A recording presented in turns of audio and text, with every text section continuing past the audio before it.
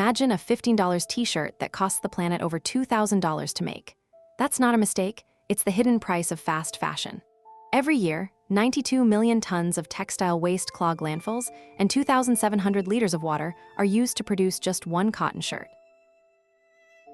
Behind those low prices are workers in factories like Bangladesh's Rana Plaza, where 1,134 people died in 2013 because building safety was cut to save costs. You wear the clothes. You pay the price, just not in your wallet. The fashion industry is the second largest polluter globally, yet we keep buying more, faster. What if everything you thought you knew about cheap fashion was a lie? In the next 10 minutes, we'll uncover the real cost behind your favorite brands, from the waterways they poison to the hands that sew your jeans for pennies. What you wear isn't just a style choice. It's a statement about what you're willing to tolerate. A single cotton t-shirt demands 2,700 liters of water, enough to sustain one person's drinking needs for 2.5 years. That's not just shocking, it's a reality hidden behind every cheap tee on the rack. Researchers say the global fashion industry consumes more than 93 billion cubic meters of water annually, with cotton production being one of the largest contributors. Picture this, it takes more water to make one pair of jeans than to drink for 2.5 years. In regions like Pakistan and India, where cotton is a major crop, water-intensive farming has led to severe depletion of groundwater. A recent report found that the Aral Sea, once one of the world's largest lakes, has shrunk dramatically due in part to cotton irrigation. These are not just numbers, they are the invisible costs stitched into our clothes. Understanding this sets the stage for exploring how our choices impact the planet. The dyeing process in the textile industry is a major environmental offender.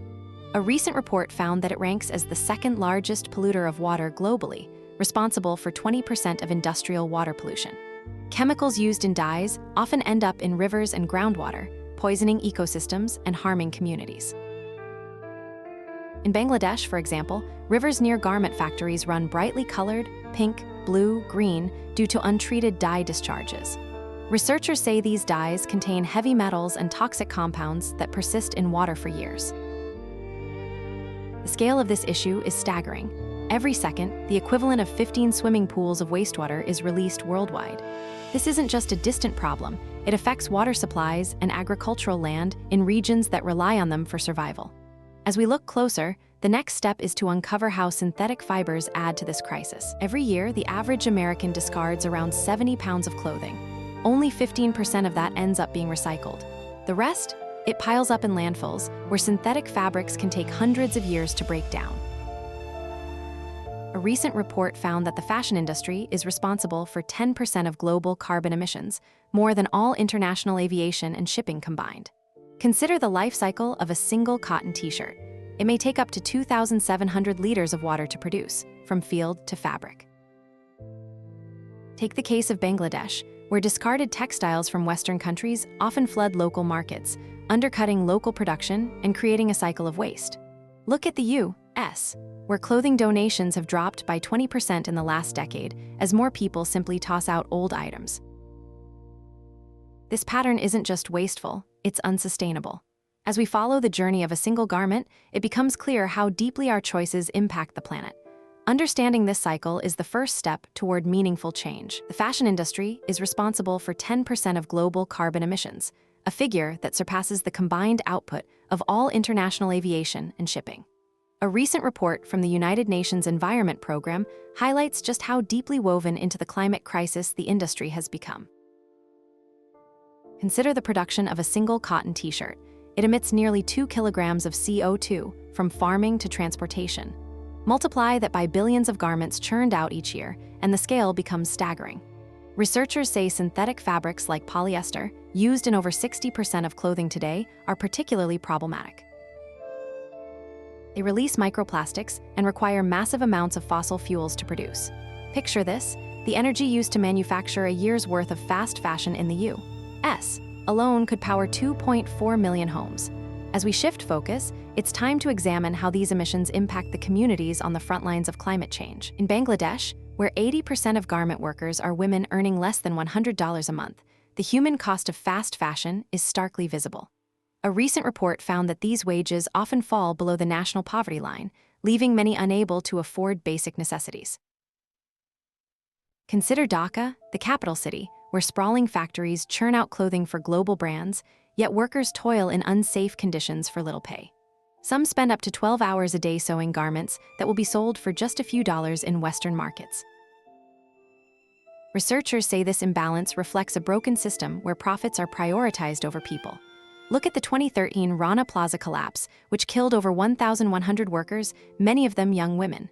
That tragedy exposed the fragility of the supply chain and the lack of accountability. Still, change remains slow.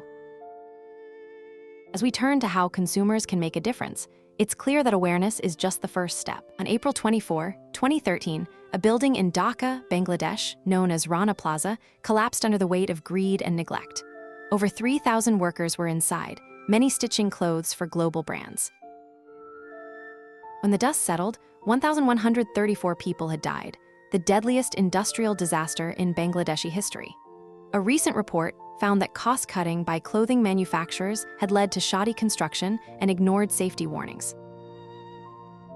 Cracks had appeared the day before, but workers were forced inside under threat of lost wages. This tragedy exposed the human cost behind our $3 t-shirt. Consider that many of these factories produced garments for Western retailers selling clothes at rock-bottom prices, with little regard for the conditions in which they were made. The environmental impact of fast fashion and what you can do highlights how these hidden costs are rarely reflected in the price tag. The Rana Plaza collapse wasn't an accident, it was a symptom of a broken system. As we look closer, the question becomes, how can we demand change? A recent report found that the average consumer now buys 60% more clothing than they did 15 years ago.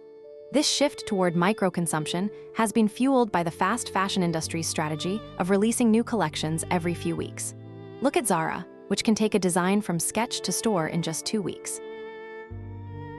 This rapid turnover tricks consumers into thinking trends are fleeting, pushing them to buy more often. But researchers say the real cost is hidden in landfills and waterways. The environmental impact of fast fashion and what you can do highlights how plummeting clothing prices mask the true environmental and human toll. Consider the 92 million tons of textile waste generated globally each year, much of it from discarded fast fashion. As the cycle of overconsumption accelerates, the next scene will explore how this pattern affects the planet. A recent report found that over 70% of fashion brands use vague or misleading sustainability claims, often referred to as greenwashing. These labels, like eco-conscious or green collection, can mask the reality that little has changed in production methods or resource use. Take H&M's Conscious Collection, for example. Despite its name, a 2021 investigation revealed that the line still relies on cotton grown in regions with severe water shortages. Researchers say this kind of marketing creates a false impression, allowing consumers to believe they're making ethical choices while the industry continues business as usual. Consider the term sustainable fashion itself. There's no universal standard, so it can be applied to anything from a t-shirt with a small percentage of recycled fabric to a fully organic garment.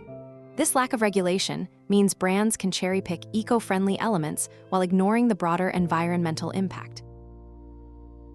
As awareness grows, so does the need for transparency. Every time we do the laundry, we may be sending hundreds of thousands of microplastics into the water.